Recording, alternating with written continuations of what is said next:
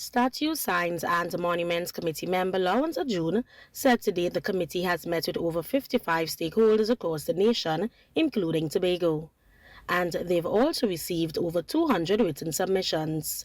Mr. Ajun encouraged citizens to present their suggestions for consideration.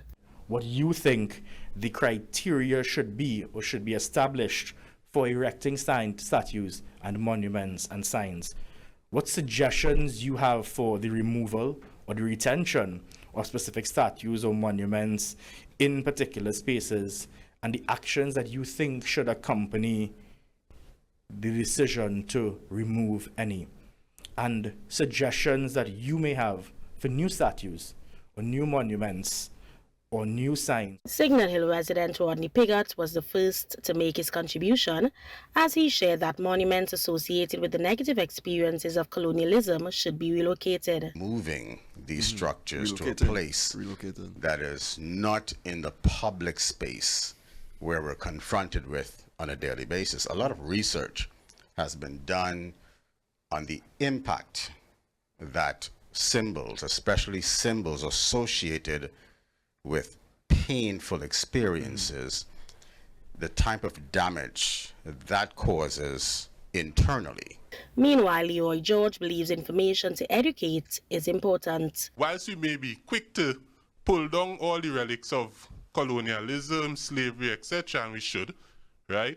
Let us also ask ourselves, as fast as we go forward, why is that there? Why did they do things in this particular way? Joel Green proposed the pursuance of literary tourism through signage and monuments. We don't have a lot of signage, monuments, or even a remembrance of some of our literary luminaries. And what we want to be able to see is that history recorded visibly for us to be able to remember that. Margaret Hinkson expressed plaques should be placed around the island and supported the idea of literary tourism. But I would like to acknowledge the people in the past and the locations in the past by plaques.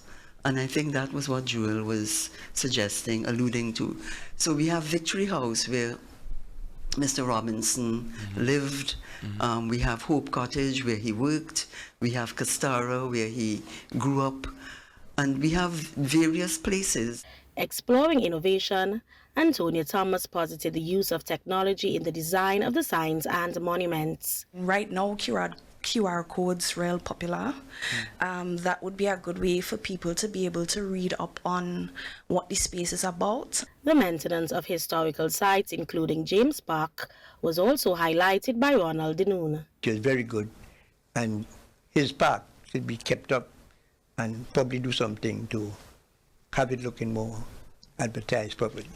The committee emphasized their role is to ensure the recommendations to be made regarding the placement of signs, monuments, and statues accurately reflect the nation's identity. Caricia Douglas, TTT News.